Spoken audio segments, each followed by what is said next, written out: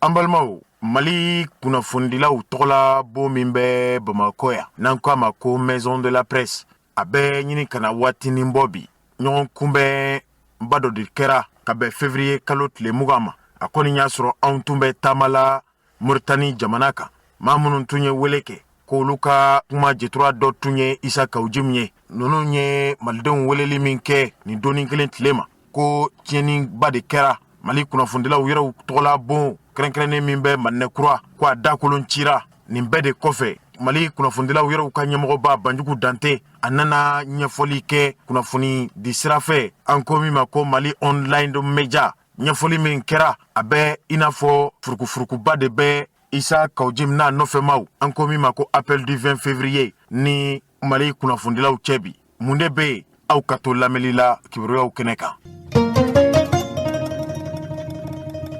An balimaw, aw b'a dɔn k'a fɔ Mali kunnafondilaw tɔgɔla bon min bɛ anw fɛ Bamakɔ yan nin ye bon kɛrɛnkɛrɛnnen de ye bon min ni laɲini foyi t'a la ganseli kibaruyaw bɛ se ka lase togoya min na a kɛra kunnafondilaw yɛrɛw ye o a kɛra hali maa gansanw ye ko bɛɛ lajɛlen bɛ ganseli k'a la nka ɲɔ bɛ ɲɔbugu ta kan b'a la kabini Banjugu Dante walima Elhaji Banjugu Dante sugantira kunnafondilaw fɛ ka kɛ u yɛrɛw ka ɲɛmɔgɔba ye nin yɔrɔ kofɔlen hali ni maa min tɛ misiw min yɔrɔ la i b'a dɔn k'a fɔ filen kɔni tɛ yen a ye ɲɛna kɔni yɛlɛmara n'an tɛ bi la waati min na Ibrahim Boubacar Keita tun bɛ jamana ɲɛmɔgɔya la ni samiyaji tun bin na Mali kunnafondilaw tɔgɔla bon min bɛ Manɛkura ni sanji sɔlɔla ji de tun bɛ don hali kuma bon kɛrɛnkɛrɛnnen minnu yɛrɛ bɛ ni ganseli laseliw bɛ k'a kɔnɔ o kuma in tun fɔra kunnafondilaw fɛ ka caya ko yɔrɔ min dilala Amadu Tumani Ture fɛ kabini san tɛmɛnenw na ko a ma kɛ kunnawolo ye a ma kɛ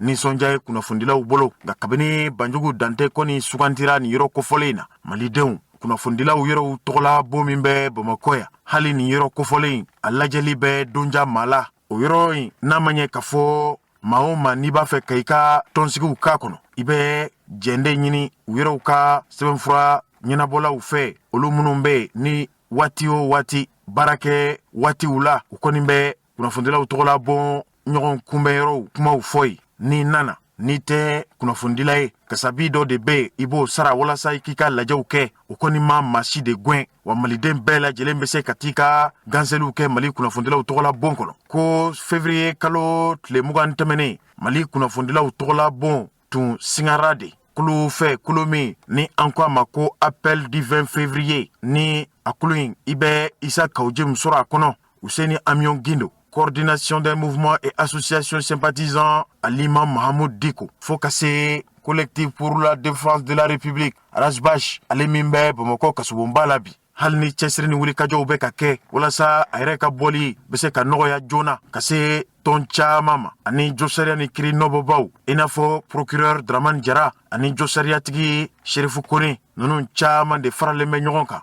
k'u bɛ ka ganseliw kɛ ganseli minnu n'a ni an ka jamana kantigiw hakilina tɛ kelen ye o hukumu de kɔnɔ ninnu y'a jira k'a fɔ maa dɔw de taara ka taa u daminɛ nin yɔrɔ kofɔlen in na u daminɛli min kɛra k'a kɛra furukufuruku ni wɔyɔba de ye Mali kunnafondilaw yɔrɔw tɔgɔla yɔrɔ min tun singara nin kulu tigilamaw fɛ yɔrɔ ninnu bɛɛ lajɛlen de tuɲana nka cɛkɔrɔba ni musokɔrɔbaw ni aw ye lamɛnli kɛ nin ko in na aw bɛna faamuyali kɛ ko yɔrɔ in tiɲɛni min kɛra février kalo tile 20 maaw bɛɛ lajɛlen taara maa o maa bɛ yen ni bɛɛya ani foroba kuma kanabilali y'i fɛla ye ninnu bɛɛ lajɛlen de taara ka taa u ka duwawudon baaraw di ka taa u ka ŋaniya jɛlenya kumaw fɔ kunnafondilaw ye yɔrɔ min tiɲɛna a dilali bɛ se ka nɔgɔya cogo min na nka ko kulu min yɛrɛ kɛra sabu ye ka ɲɔgɔn kunbɛn labɛn n'o ye appel du 20 février maaw ye ninnu ma seginni min kɛ ka taa hali kunnafondilaw ka ɲɛmɔgɔw kuma ɲɔgɔnya nin kɔni digira Elhaji Banjugu Dante la kosɛbɛ ani Mali kunnafondilaw tɔgɔla bon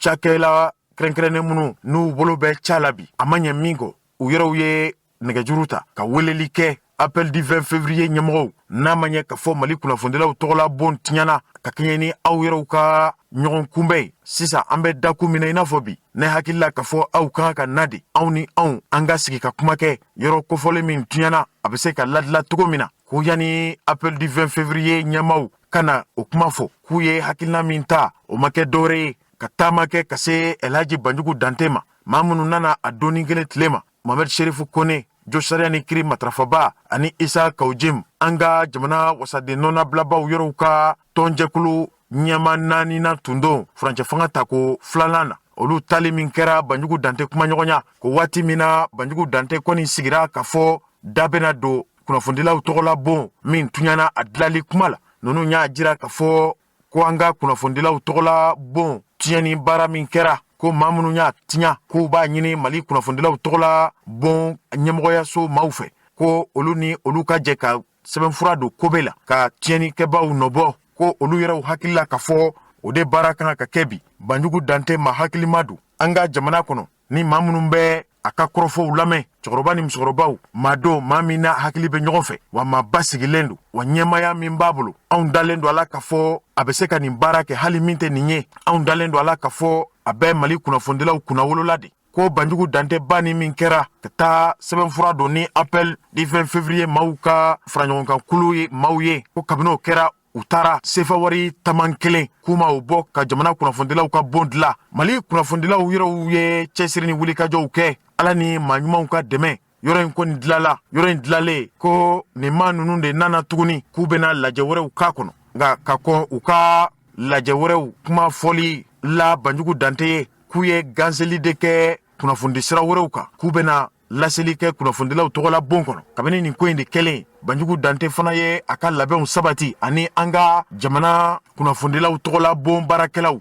Isa Kaujim n'a nɔfɛmaw ye nali min kɛ ka laɲini kɛ ko ni olu bɛ se ka nin yɔrɔ kofɔlen in sɔrɔ u y'o laɲini min kɛ cɛkɔrɔba ni musokɔrɔbaw ko Banjugu Dante y'a jira k'a fɔ u banna ka jamana kunnafonidilaw ka bon min dilan n'a ma ɲɛ k'a fɔ tiɲɛni kɛra olu de bolo ko ni maa wɛrɛ y'a dilan jɛn tɛna kɛ n'a ye bilen Isa Kaujim ani appel du 20 février maaw ka lajɛw ka kɛ kunnafonidilaw tɔgɔla bon kɔnɔ bilen kabini nin kuma in de fɔra maa minnu tɛ nin ko in joona o kɔni ye kibaruya ganse bɔlɔlɔ sira kan ka ngalonw tigɛ kuma sintanw ko in ma kɛ cogo min na a lakalila lakalicogo bɛɛ lajɛlen la nin bɛɛ de kɔfɛ anw yɛrɛw ka ɲɛmɔgɔba Elhaji Banjugu Dante nana wele kunnafonidi bulon kɔnɔ kunnafonidi bulon min ni an ko a ma ko Mali online an baarakɛɲɔgɔn ani an ka cɛkɔrɔba Sanpi ka barosigi kɛnɛ kan Banjugu Dante nana ɲɛfɔli kɛ malidenw ni aw ye lamɛnli kɛ aw b'a dɔ tigitigi k'a fɔ ninnu ye janfawale min ta ka ɲɛsin Mali kunnafonidilaw ma ni a y'a sɔrɔ tiɲɛ b'u bolo ni tiɲɛ t'u bolo an ka fara ɲɔgɔn kan an ka Banjugu Dante ka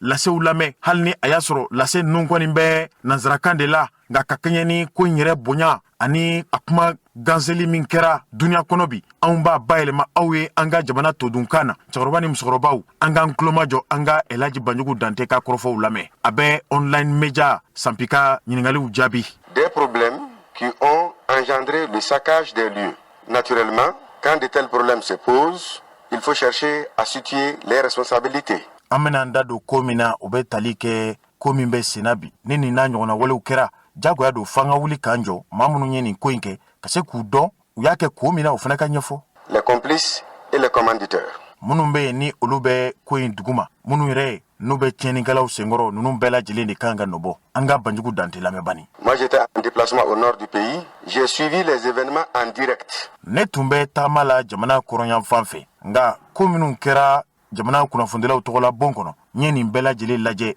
wa nɔgɔnin fɛ dɛ n y'a lajɛ. Sur les réseaux sociaux. N y'a lajɛ bɔlɔlɔw de kan. C'était en fin d'après-midi. La nuit, j'ai appelé les responsables des organisations qui étaient là-bas. Nin ko in kɛra don min na lansara waati tiɲɛni bɛɛ lajɛlen kɔfɛ minnu yɛrɛ tun ye barosigi kɛ ni fitinɛ wulila k'u to nin yɔrɔ kofɔlen na u ka ɲɛmɔgɔw n y'u wele a don su bɛɛ. Pour m'enquérir de leur état de santé d'abord. N y'a ɲini k'a dɔn fɔlɔ kɔri fɛn mun sɔrɔ kɔri basi mun sɔrɔ o de ka gɛlɛn ni fɛn bɛɛ lajɛlen ye. Chercher à savoir s'il n'y a pas eu de blessés. N y'a ɲini k'a dɔn n'a y'a sɔrɔ ni maa bana ta bɔra u la. Ils m'ont même fait savoir qu'aucun d'eux n'a été blessé. U y'a fɔ ne Banjugu Dante ye k'u ka maa si ma bana ka kɛɲɛ ni ko min kɛra nin yɔrɔ kofɔlen in na. Et qu'il n'y a qu'un militant qui a reçu un projectile sur sa tête. Ko u ka tɔnden dɔ de bɛ yen ko ale de ye degun sɔrɔ maa dɔ ye fɛn dɔ fili a ma o y'a sɔrɔ a kunkolo la nka hali o yɛrɛ a ma kɛ baasiba ye. Le 21, 22, la même organisation, à la différence de tous les démocrates du pays,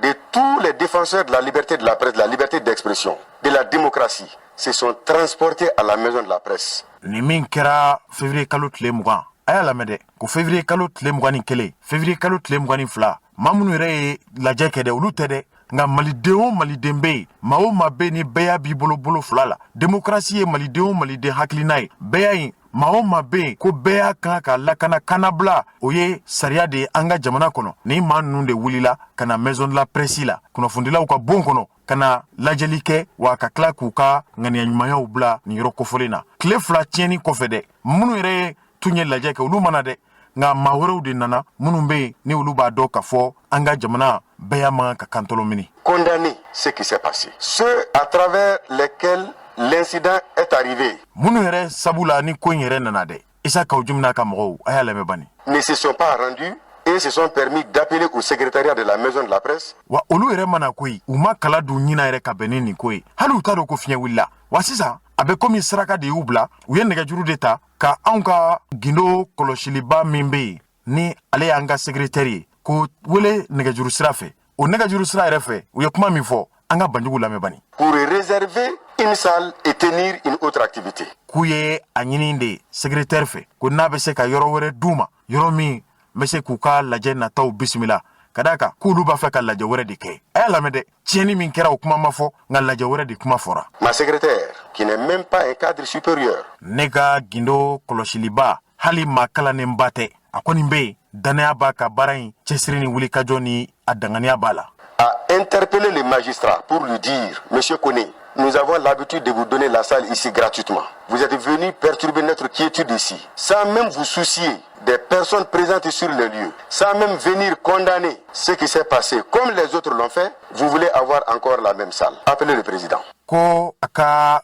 gindo marala min bɛ sɛbɛnfuraw minɛ ni ɲɛmɔgɔ tɛ yen an k'o ma ko secrétaire ale de ye nɛgɛjuru jaabi josariya tigilama min y'a wele Sherifu Kone don hali ni Banjugu Dante m'a tɔgɔ fɔ k'a ye Sherifu Kone jaabi nɛgɛjuru sira fɛ a ko aw ye tiɲɛni kɛ anw ka yɔrɔ la anw bolofɛnw tiɲɛna hali k'a jira k'a fɔ ko min y' anw sɔrɔ aw ma jɛn n'a ye a ma bɛn aw ma aw m'o kɛ dɛ wa hali anw ka ɲɛnamaya o jɔrɔ tɛ aw la aw bɛ tila ka anw wele tuguni ko anw ka yɔrɔ di aw ma ne kɔni tɛ se ka n da don a la dɛ a ye ne ka ɲɛmɔgɔ wele a ye ne ka ɲɛmɔgɔ wele o ɲɛmɔgɔ ye jɔn ye o de bɛ kuma la nin cogo in na ta Banjugu Dante. C'est là que Sherifu Kone m'a appelé la nuit. O hokumu de kɔnɔ Sherifu Kone yɛrɛ ni jɔsɛra ni kiri nɔbɔba don ale bɛ appel du 20 février tɔn kɔnɔ a ye nɛgɛjuru ta a ye ne wele a ye n wele ka bɛn sufɛla yan fan ma a ye kuma min fɔ n ye an k'o lamɛn bani. Pour me signaler leur désir de nous rencontrer le lendemain. Ko olu b'a fɛ anw n'u ka ɲɔgɔn ye o dugujɛ o y'a sɔrɔ tile fila tɛmɛna ka ban maa sɛbɛ o maa sɛbɛ kan ka se Mali kunnafonidilaw tɔgɔla bon kɔnɔ o y'a sɔrɔ ninnu bɛɛ lajɛlen tɛmɛna nin yɔrɔ kofɔlen na ka ban. Je l'ai accepté. Ne ma basi wɛrɛ don a la dɛ n y'a fɔ a kana a bisimila. Le lendemain matin, il est venu avec Monsieur Issa Kaoudim. O dugujɛ de a nana kunnafonidilaw tɔgɔla bon kɔnɔ ani maa min don o y'a taama ɲɔgɔn ye o tɔgɔ de ko Issa Kaoudim. Et deux autres personnes. Maa fila wɛrɛ tun b'u nɔfɛ ne ka dɔnniya ma se maa minnu ma. Ils ont estimé leur désir de voir la maison de la presse s'associer à eux pour faire une plainte conjointe. O y'u ka hakilinaw fɔ waati min na ne y'a lamɛn u y'a jira k'a fɔ u b'a ɲini Mali kunnafonidilaw tɔgɔla bon ɲɛmɔgɔw fɛ k'u ka jɛ k'u bolo di ɲɔgɔn ma k'u ka damakasi kɛ kiri la anw n'olu ka jɛ ka damakasi kɛ kiri la ɲɔgɔn fɛ ka kɛɲɛ ni maa minnu ye tiɲɛni kɛ walasa u nɔw ka se ka minɛ. Nous leur avons dit que cela n'est pas notre objectif. Anw y'a f'u ye k'a fɔ o t'anw ka laɲini ye o laɲini tɛ anw na ka d'a kan ni kiri don anw bɛ kobe yɔrɔ dɔ ka tɛmɛ aw kan aw tɛ taa ni anw ye kobe la dɛ ni a y'a sɔrɔ anw bɛ taa kobe la anw bɛ taa kobe la anw yɛrɛw ye. Notre objectif est de porter plainte contre X parce que nous n'écartons aucune piste. Anw kɔni bɛ damakasi min kɛ o ye ka damakasi de kɛ ka kɛ damakasi dayɛlɛlen min tɛ pa maa si kunna ka d'a kan bɛɛ lajɛlen y' anw ka siganama ye minnu tun bɛ yen o minnu nana o siga kelen bɛ bɛɛ lajɛlen la anw bɛ plainte min kɛ maa si tɛ bɔ o kɔnɔna la jɔsariyatigiw ni kiri nɔbɔbaw de b'a lajɛ yala jɔnniw ye nin ko in sabu ye anw ka damakasi ye o de ye ni aw nana k'anw ka plainte don maa b'a dɔn ni biɲɛkɛla ɲinina sen dalen bɛ biɲɛkɛla kan wa. C'est de là que M. Issa Kaoudim a dit qu'ils ont des preuves et que lui, il a même réussi à confisquer des banderoles avec des jeunes. Je lui ai dit que... O hokumu de kɔnɔ Issa Kaoudim y'a fɔ ko daluya b'ale bolo o daluya tɛ dɔwɛrɛ ye hali maa minnu nana ka na olu ka ɲɔgɔn kunbɛn in tiɲa ko maa dɔw ka sɛbɛn siraw bɛ olu bolo sɛbɛnfura minnu ni u ka laɲiniw b'a kan a tun bɛ fini de la ko o minɛlen bɛ ale bolo k'a ka ca Ala fɛ u nɔbɔli bɛ nɔgɔya ale ma Ces banderoles sont à remettre à la justice qui peuvent aider à la manifestation de la vérité.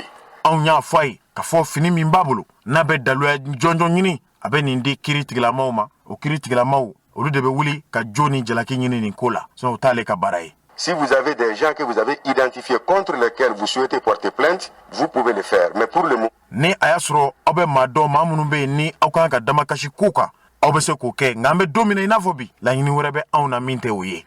nous n'accusons personne. Anw bɛ yɔrɔ min na sisan anw tɛ maa si jalaki. Nous, on veut savoir la vérité. Anw bɛ fɛn kelen min ɲini bi o ye nin ko in yɛrɛ tiɲɛ ye min ye anw bɛ se k'o dɔn cogoya min na o de ye anw ka laɲini ye bi. Ils sont partis. Kabini ne ye nin kuma in fɔ u wulila u taara u ka ci la u taara u ka hajiw la da ma se anw ka bon dilali kuma ma bilen. Nous leur avons dit, comme vous-même avez reconnu que c'est à travers vous que c'est arrivé. An y'a f'u ye yanni u ka wuli komi aw yɛrɛ y'a fɔ kuma kɔnɔ barosigi min tɛmɛna ne ni aw cɛ ko n'i y'a ye nin tiɲɛni kɛra a kɛra aw de sabu la aw de ye lajɛ kɛ n'o lajɛ in tun ma kɛ anw ka yɔrɔ tun tɛ tiɲɛ dɛ a tun tɛ tiɲɛ. Pour nous, la maison de la presse n'a jamais fait objet d'attaque. Anw kɔni b'a dɔn ni nin tɛ hali ni malidenw wulila malidenw mana fitinɛ togo o togo anw ka yɔrɔ maa si ma deli k'i ɲɛsi kunnafonidilaw ka yɔrɔ ma k'u bɛ taa kari o ma deli ka kɛ fɔlɔ. Tous ceux qui sont arrivés ici, bonne intention, mauvaise intention, nous on considère que tout ça là c'est votre monde. Anw kɔni bɛ min dɔn anw kunnafonidilaw maa o maa nana kɛnɛ kan nin donni kelen tile ma min ŋaniya ka ɲi o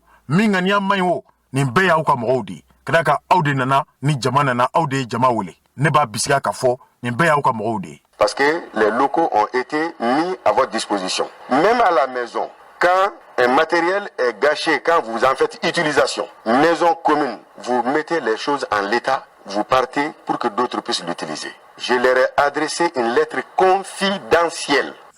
Allah, ni kuma in a y'a lamɛn bani a ko aw de ye jama wele jama nana aw ka wele de la wa hali an ka misali ta kɛ n'i ye i sigiɲɔgɔn ka fɛn sɛgɛn hali si bon kɔnɔ n'a tiɲɛna yala i bɛ taa tiɲɛnen d'a ma de wa walima hali n'i b'a tiɲɛnen d'a ma ni se t'i ye ka dila kuma min kan ka fɔ ka fɛn min tiɲɛna i bolo k'o lasegi yala i kan k'a d'a ma de ten k'i kɔ don wa o y'anw ka jamana taabolo ye wa malidenw aw ka ne jaabi bani nin bɛɛ de kɔfɛ dɛ ne ye gindola sɛbɛn dɔ dila sutura la maa kana bɔ min kalama ne ni u yɛrɛ damaw ni ɲɔgɔn cɛ a y'a lamɛn bani a bɛ fɔ de ma ko lettre confidentielle n ye sɛbɛnfura dɔ dila n y'a d'u ma n y'a ci u ma dɛ wa n y'a a danganiya sɔrɔ fana k'a fɔ u ye sɛbɛn in sɔrɔ n ye kuma min fɔ o kɔnɔ a k'o lamɛn bani nin ye gindo de ne ni olu yɛrɛ cɛ. Dans laquelle nous leur avons dit de réparer la maison commune. N y'a f'u ye n k'u kana an ka yɔrɔ in dila yɔrɔ min y'an bɛɛ ta ye ne ta tɛ dɛ an bɛɛ ta ye yɔrɔ min ye dɛ u kana an ka dila ne tun y'a fɔ ko n ka yɔrɔ walima maison de la presse o ye kunnafonidilaw ta ye n ko aw kana an bɛɛ ka yɔrɔ dila ni a y'a sɔrɔ maliko y'aw ta ye aw bɛ kuma min na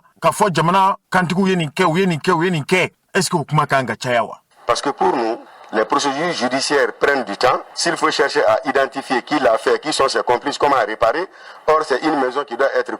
utilisée. Wa n'i y'a ye anw ye nin kɛ parce que an b'a dɔn k'a fɔ kiri a sira ka jan kosɛbɛ n'a daminɛra maa t'a ban kuma dɔn an dun bɛ yɔrɔ min kuma la n'o ye jamana kunnafonidilaw ka bon ye waati o waati maa dɔw de bɛna yɔrɔ ɲini k'u ka lajɛw k'a kɔnɔ hali an ma tila nin kuma in na maa dɔw nan'u jɔ k'u bɛ u ka lajɛ kɛ nin yɔrɔ kofɔlen in na. La preuve c'est que 48 heures après les dégâts, les mêmes gens sont venus demander. Donc ça veut dire que la réparation doit être immédiate. Walasa u k'a dɔn k'a fɔ nin yɔrɔ kofɔlen in a ka ɲi kosɛbɛ lɛrɛ 48 kɔfɛ hali minnu y'a tiɲɛ hali a tiɲɛna minnu bolo olu tilala ka na yɔrɔ in ɲini o b'a yira k'a fɔ yɔrɔ in a yanga ka bon wa malidenw ka bonya bɛ yɔrɔ in kan. Ils ont refusé de prendre la correspondance. Ne ye sɛbɛnfura min c'u ma u banna ka sɛbɛnfura in ta a dilali kuma k'o kana f'u ye fiyewu fiyewu fiyewu fiyewu fiyewu. Et depuis lors, kabini o de kɛra a y'a lamɛn bani. Ni Issa Kaoudim, ni le magistrat Shérif Koné. Kabini o de kɛra Issa Kaoudim wo hali jo sariya ni kiri nɔbɔba min fana tun bɛ nin ko in ɲɛma o Shérif Koné n'ont accepté prendre nos appels ou répondre aux messages que nous leur avons. An ye sɛbɛnni kɛ ka sɛbɛnni c'u ma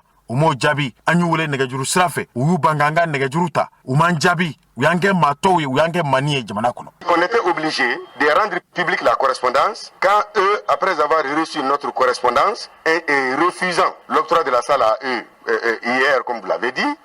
nous avons écrit et c'est eux qui ont fait, ça n'a pas fuité, c'est eux qui ont publié la correspondance que nous avons dit. C'est adressé à des responsables qui ont comme terrain de prédilection les réseaux sociaux. Ce n'est pas la maison de la presse qui a publié, c'est les acteurs du 20 février là qui ont publié et la réponse qu'ils nous ont donnée de manière expéditive. An balimaw anw ye sɛbɛnfura min c'u ma gindo la u ma ban k'anw jaabi wa an ye wulikajɔ ni cɛsiri o cɛsiri kɛ k'u wele nɛgɛjuru sira fɛ u banna an ye jaabi min c'u ma o jaabi de taara a yɛrɛ sɔrɔ bɔlɔlɔ sira kan ka anw tɔgɔ tiɲɛ ka mankutu tiɲɛ maa wɛrɛ ma nin baara kɛ dɛ minnu ko olu ye appel du 20 février maaw ye olu de ye nin sɛbɛnfura in bange bɔlɔlɔ sira kan k'anw tɔgɔ n'a mankutu tiɲɛ. Envoyé une correspondance 30 minutes après la réponse était sortie. Wa anw ye sɛbɛnfura min c'u ma u m'an jaabi u y'an ka sɛbɛnfura ta ka bila bɔlɔlɔ sira kan miniti 30 dɔrɔn kɔfɛ. 30 minutes après, je me suis même interrogé sur la sincérité et la crédibilité d'un tel mouvement. O de la ne bɛ n yɛrɛ ɲininka bi n'a y'a sɔrɔ ninnu ka mouvement in ye mouvement jɛlen ye n'u ŋaniya ka ɲi ni ninnu yɛrɛ ye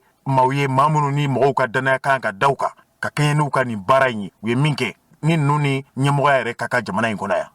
On vous donne une correspondance, 30 minutes après, la réponse est sur les réseaux sociaux. Mɔgɔ bɛ gindo la sɛbɛn ci aw ma miniti 30 aw t'o tigi jaabi a b'o kuma ta k'o bila bɔlɔlɔ sanfɛ aw ye jɔnniw ye. La correspondance que nous leur avons envoyée se trouve également sur les réseaux sociaux. Pour revenir en arrière, n bɛ segin kɔfɛ dɔɔni walasa jamanadenw aw ka faamuyali k'a la a y'a lamɛn bani. Permettre de comprendre la démarche que je suis en train de vous expliquer. Dans la correspondance confidentielle qui se trouve encore sur les réseaux sociaux, nous leur avons dit qu'à l'amiable, nous souhaiterons qu'il y ait réparation des lieux. Ils ont refusé carrément. Anw ye sɛbɛnfura min c'u ma dogo ni bange na a bɛ bɔlɔlɔ sira kan n'a ka di malidenw ye a ye t'a lajɛ an y'a fɔ barinya ni sinjiya de kɔnɔ u kana an ka fara ɲɔgɔn kan an ka yɔrɔ in dilan n'a ma ɲɛ k'a fɔ yɔrɔ in tiɲɛna u y'a da an tulo kan k'a fɔ u tɛ u sɛbɛkɔrɔ tɛ k'u tɛ yɔrɔ in dilan. D'abord, c'est des gens qui n'ont jamais écrit pour réserver une salle à la maison de la presse. Wa n bɛ min fɔ aw ye ninnu ma deli ka anw ka kɛnɛ ɲini k'a fɔ k'u ye sɛbɛnni de kɛ ka ci anw ma walasa u ka yɔrɔ sɔrɔ yɔrɔ min n'u b'u ka barosigi kɛ anw bara u ma deli k'o kɛ fiyewu o ma deli ka kɛ. Cette fois-ci,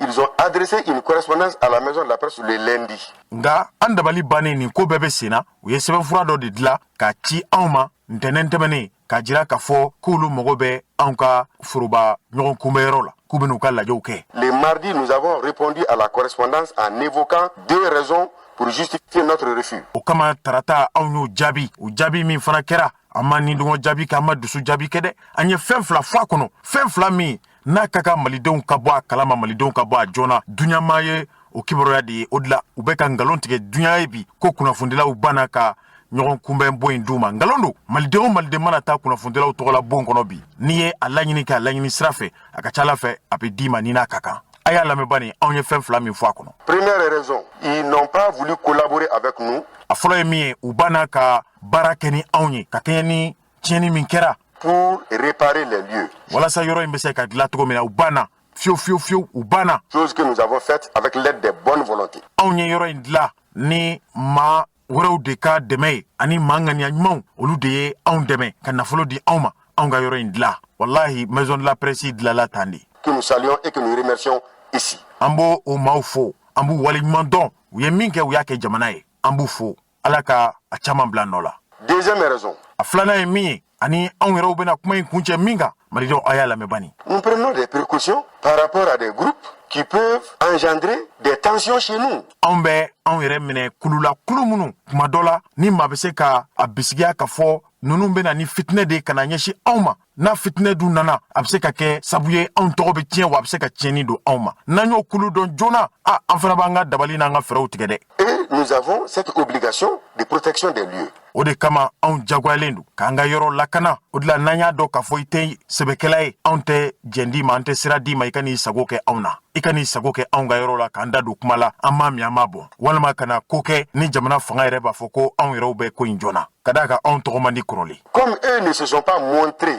coopératifs et humains. Komi olu y'a yira k'a fɔ olu tɛ hadamadenw ye wa u labɛnnen tɛ ka u yɛrɛw ka tiɲɛni kɛ nɔ k'o dilan a bɛ komi ka tigafara ɲimi bɛɛ da kan i wuli kuma selen ka taa k'o tigafara ɲagasalen to mɔgɔw senkɔrɔ ni maaw y'o tigilama ni mana natɔ ye yala jɔn na jɛn'a ye bilen a ka sigi ka da la o tɛ tiga ɲimi maa si ka da la. Nous avons refusé purement et simplement. O de y'a to an banna k'u tɛ lajɛ in kɛ yen wa dalu filɛ a kungun n'a ɲɛɲɛ bɛɛ a jɛma n'a finma bɛɛ lajɛlen de ye nin ye. Cɛkɔrɔba ni musokɔrɔbaw nin tun ye Elhaji Banjugu Dante ka ɲɛfɔli ye ni Ala ye don kibaru nata ninnu fana jira an na an bɛna wulikajɔ kɛ ka Isa Kawujim yɛrɛ fana ɲininka n'a sɔnna ka ɲɛfɔli kɛ an ye o tɛ a mana tigɛ da o da la anw ye kunnafonidilaw ye baara o baara n'a b'an bolo bi o ye jamanadenw kibaruya de ye an sigikun tɛ ka maa si buruja an tɛ maa dɔgɔya wa an tɛ maa danbe tiɲɛ nka ni min kɛra wallahi anw b'o lase o de kama bamananw ko ni ko ma bonya kɛli ma a man ka bonya foli ma n kɔni bɛ min dɔn ni appel du 20 février maaw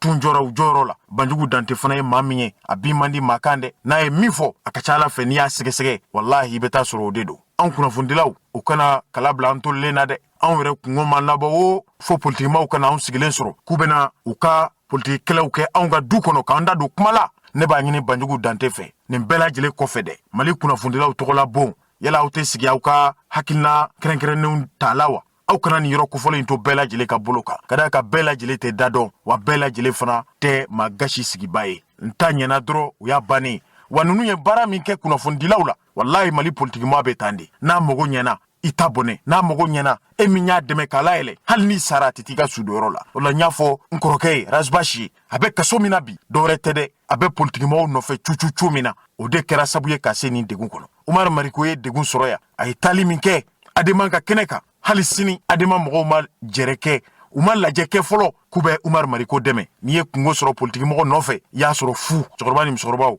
nin tun ye anw yɛrɛw ka faamuya ye an ye min sɔrɔ ka fara kɔrɔfɔ ninnu kan